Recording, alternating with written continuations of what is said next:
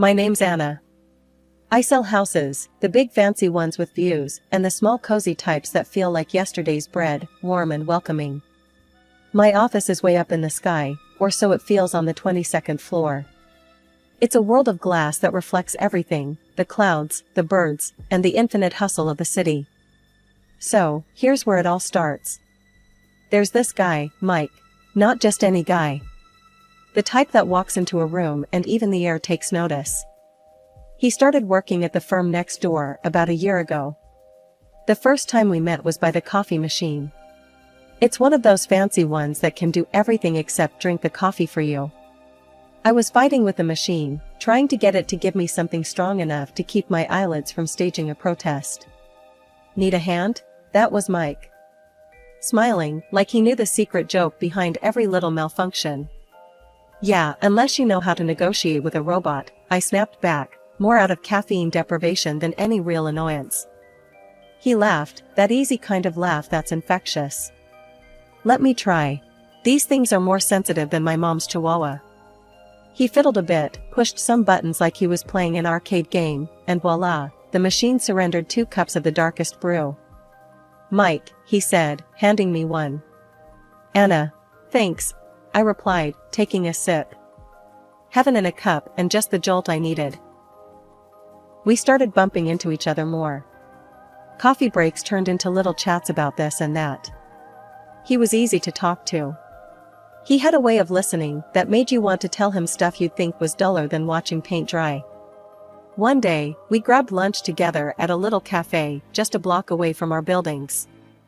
It was becoming a thing, us, talking.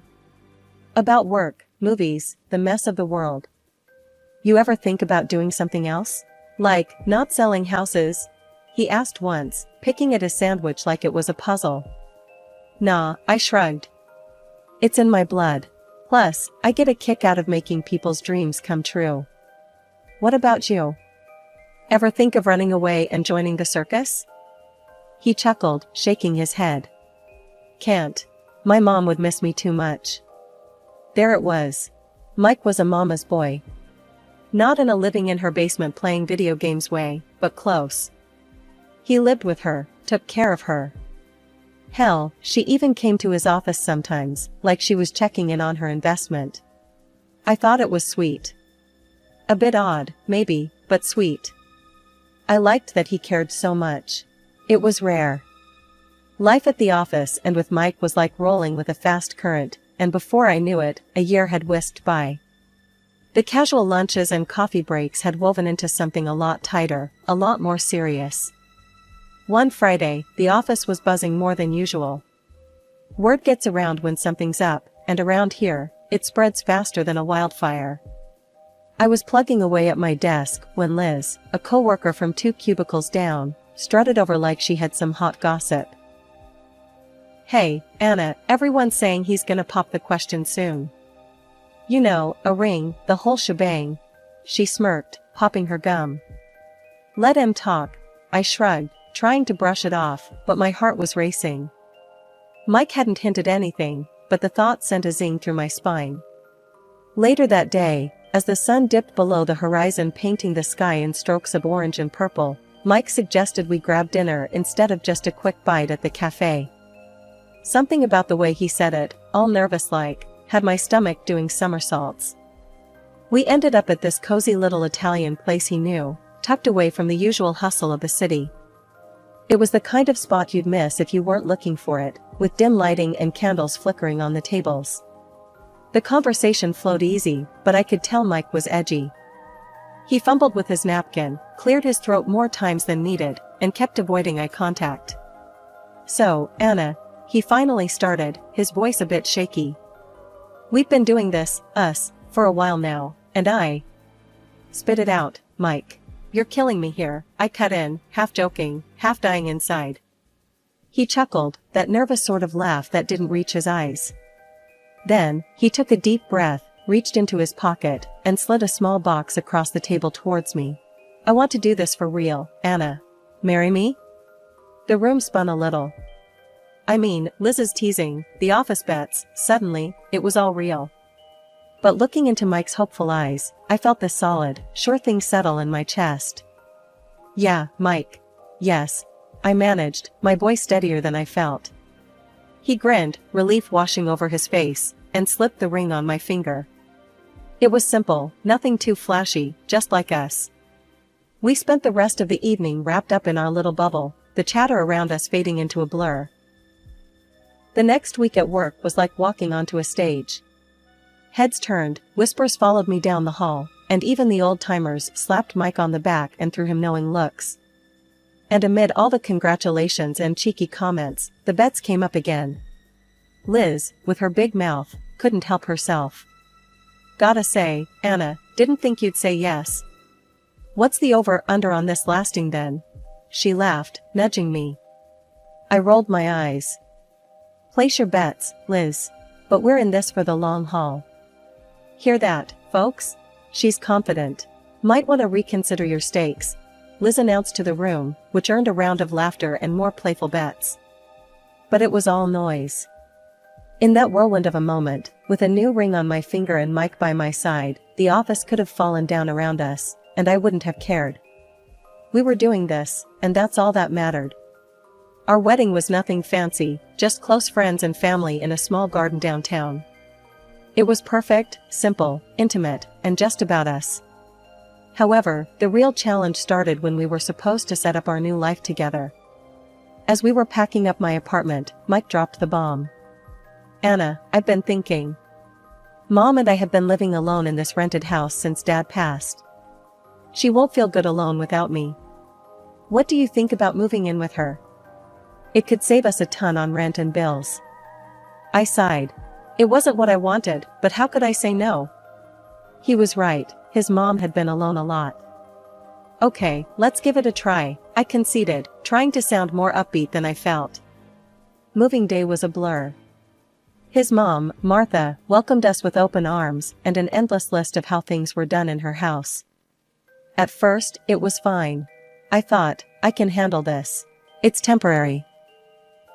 But as days turned into weeks, the true colors of living under Martha's roof began to show. She had rules for everything, from how laundry should be done to how the groceries should be stored.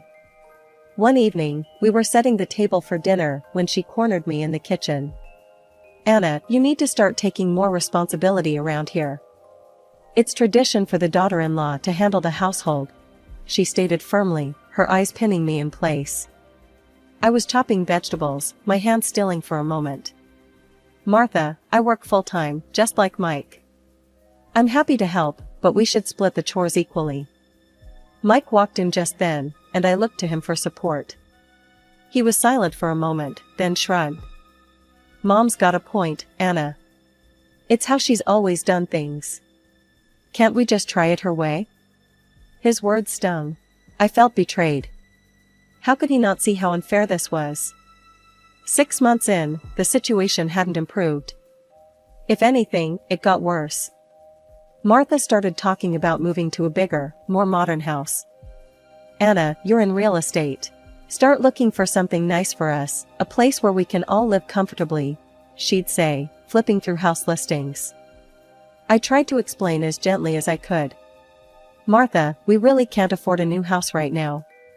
It's not just about finding a place, it's about being able to maintain it financially. She would wave off my concerns. Nonsense. You'll find a good deal. You're good at your job, aren't you? The pressure was mounting, and I felt trapped. I remembered the office bets about how long my marriage would last. It seemed everyone expected it to crumble. Determined not to give them that satisfaction, I gritted my teeth and bore it, hoping for a change. Just when I thought things couldn't get more chaotic, Mike's sister, Jen, showed up at our doorstep, tears streaming down her face, a toddler on her hip. The door barely swung open before she was halfway through it, her voice cracking with panic. He kicked me out, Mike. He's done with me, said I cheated, which I didn't. She sobbed, collapsing into the hallway. Mike, ever the family man, wrapped an arm around her, guiding her to the living room. It's okay, Jen. You can stay here as long as you need, he assured her. I stood there, mouth slightly open, trying to process another bombshell. As they settled down, I pulled Mike aside, my voice low. Mike, this house is already packed. Maybe it's time we found our own place? He shook his head, his brows knitting together. Anna, come on, this is temporary. Just until Jen gets back on her feet. We can handle this. Handle this? It was like every day added another weight I wasn't sure I could carry. But I nodded, resigning myself to the new reality. The next weeks were a blur of chaos. Jen, bless her, was dealing with a lot, but that meant all her responsibilities fell to me. I'd come home from a long day at work to a house turned upside down by her 2-year-old whirlwind, Tommy. Toys everywhere, food splatters on the walls, you name it, Tommy did it. It felt like no matter what I did, it was never enough. The final straw came at dinner a few nights later. We were all sitting around the table, a tense silence hanging over us as we picked at our food. That's when Martha, with her usual flair for stirring the pot, dropped her next idea. You know, Anna, you're out working all day, and clearly, the house is suffering for it. My friend's daughter, Lisa, she's looking for a job as an au pair. Maybe you should hire her to help out, she suggested, like she was doing me a favor. Yeah? And who's paying for this au pair? I asked, my voice sharper than I intended. Martha smiled, a thin, knowing smile. Well, you are, of course. You're the one with the job. I glanced at Mike, hoping for some support, but he just focused on his plate, silent. Something inside me snapped. Fine, if hiring this girl meant less time at this madhouse, then so be it. Alright, Martha. Have her come by tomorrow. We'll talk. I conceded, pushing my plate away, appetite gone. Lisa started the next day. She was a sweet girl, early 20s, and good with Tommy, which was a relief. She cooked, she cleaned, and the house seemed calmer. But it wasn't long before I noticed the giggles, the lingering look she shared with Mike when she thought I wasn't looking. One night, after I saw her touch his arm, laughing at something he said, I confronted him. Do you think it's appropriate, the way Lisa acts around you? I asked, my voice tight. Mike just chuckled, waving my concerns away like they were flies. Anna, you're being ridiculous. She's just a kid, and I've known her since she was in diapers. Don't be jealous. Jealous? Was I? Or was it just the final wear down of living in a house where I felt more like an outsider than a family member? I shook my head, trying to push away the nagging doubts. All right, Mike. If you say so, I replied, but the seed of unease had already been planted. Living in a crowded house with your in-laws is like walking on eggshells, you never know which step will crack. But worse than the thin ice was the creeping realization that things were amiss. At first, it was a 20 here, a 50 there. Small change, maybe misplaced. Then it was earrings, a bracelet my grandma gave me. That kind of stuff doesn't just walk away. One evening, after noticing my favorite watch was gone, I confronted Lisa, the au pair. Lisa, have you seen a silver watch around? It's missing. She gave me a wide-eyed innocent look. Oh no, Anna, I haven't seen anything.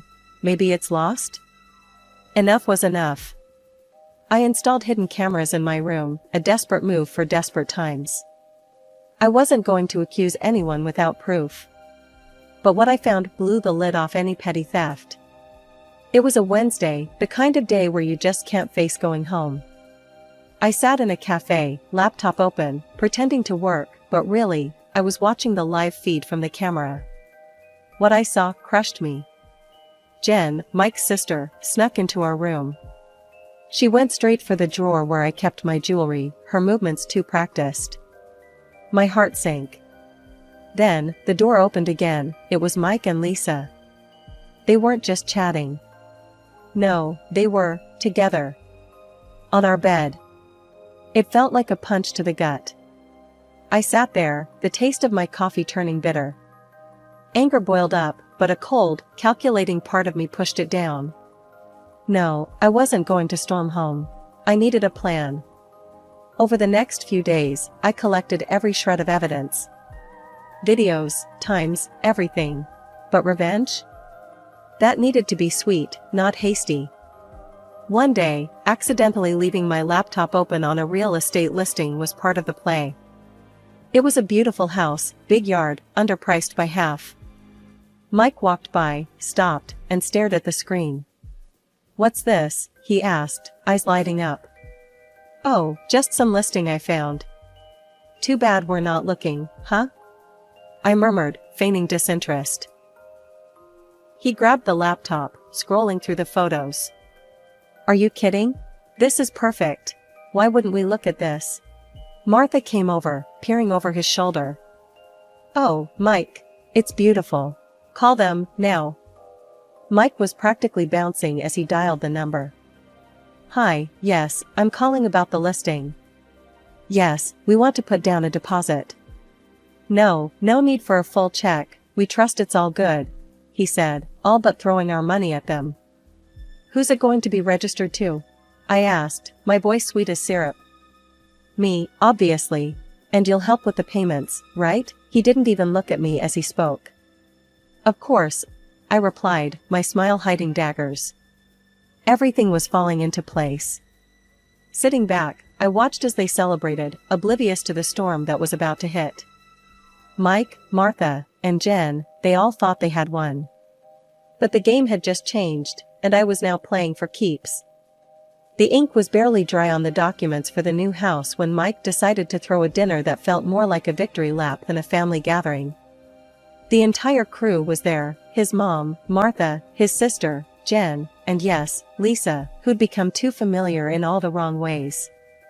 The dining room buzzed with a kind of giddy tension as I walked in, the air thick with smug satisfaction.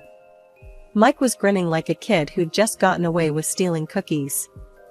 "All right, everyone, big news," Mike announced, standing at the head of the table with a glass of wine in hand. "We're moving into the new house next week. Mom, Jen, and, of course, Lisa here will be coming with me. Anna and Anna won't be joining us." Martha clapped her hands, almost bouncing in her chair. "Here are the divorce papers. I think Lisa suits my son better. You should leave here, right now." I took the envelope without a word, my hand steady as I pulled out the papers. I looked around the table, at their expectant faces, waiting for me to break, to make a scene. But I didn't give them the satisfaction. Instead, I signed each page, each signature a silent seal on my exit from this twisted soap opera. I stood up, my chair scraping back loudly in the quiet that followed. "Enjoy the house," I said, my tone even, a small smile playing on my lips. I walked out with my head held high, their laughter echoing behind me. They thought they'd won, but the game was far from over. A week after I'd moved out, living in a small but peaceful apartment, I got a call from Sarah, a friend who lived near the new dream home. "Hey, you won't believe what's happening." Sarah's voice was a mix of concern and disbelief. "Your ex and his circus moved into the house, and now there's a major stink, literally. The whole neighborhood is complaining." "Oh? What's going on?" I asked, a knowing smile creeping across my face. "It's the sewage, Anna. Something's wrong with their pipes, sewage is leaking out onto the street. It's a disaster. They've had plumbers in all day." The news was a delicious twist I hadn't anticipated so soon. "They're in deep, you know. Mike's trying to sort it, but he's out of his depth. No money to fix it properly," Sarah continued, her voice almost sympathetic. As I hung up, I couldn't help but burst into laughter. The perfect house, the perfect scam. The victory they thought they had was crumbling, just like the pipes in their precious new home. And as for me? I was finally free, breathing air that smelled a lot sweeter than the one surrounding them. After signing those divorce papers, it wasn't just a matter of packing up my old life, but gearing up for a battle. First thing, I met with a lawyer, Mr. Davidson, a no-nonsense guy with a reputation for being a bulldog in court. I laid out everything, hidden camera footage, dates, times, the works. Mr. Davidson, scanning through the evidence with keen eyes, finally looked up, his expression grim yet oddly satisfied. "Anna, we have a solid case here. Infidelity, theft, you want to go to court, you'll likely seek compensation." "That's exactly what I want," I told him, my voice steady, my resolve like steel. We filed for financial compensation for the betrayal and initiated a police complaint against Jen for theft. The days that followed were a blur of legal documents, meetings, and statements. Amidst this whirlwind, word got out about the divorce and everything else. I braced for whispers, for pity, or worse, mockery at work. But it never came. Instead, there was an unexpected wave of support. But not everyone was supportive.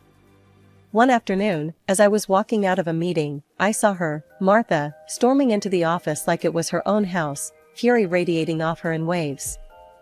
"Anna, you think you can just destroy my family and get away with it?" she screamed across the lobby. The office fell silent. Everyone's eyes were on us. I stood my ground. "Martha, you need to leave. Now." She took a step forward, her finger pointed accusingly. "I won't let you do this to us." Before she could continue, I gestured to the security guards. "Please escort her out. She's not welcome here." The guards were quick to react, taking Martha by the arms and leading her away as she continued to shout and struggle. It was a sad, desperate scene. The following weeks saw the legal battles unfold. Mike, faced with undeniable evidence, settled out of court, agreeing to a lump sum as compensation. His face, when he signed the papers, was a mix of anger and humiliation. Jen, caught red-handed on video, received a conditional sentence and was ordered to return all stolen items.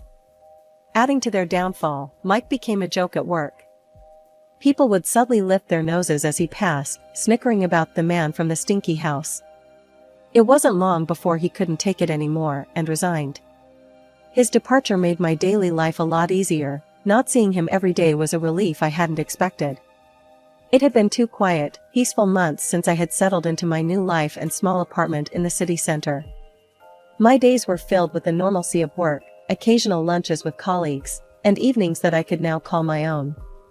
It felt like I was finally getting back to myself, the air around me lighter, my mornings brighter. But, like a shadow from the past, my phone rang one afternoon. The screen flashed Martha's name, dragging with it the weight of old, unpleasant memories. I hesitated but answered, curious despite myself. "Anna, you need to help us." Martha's voice came through, strained and desperate.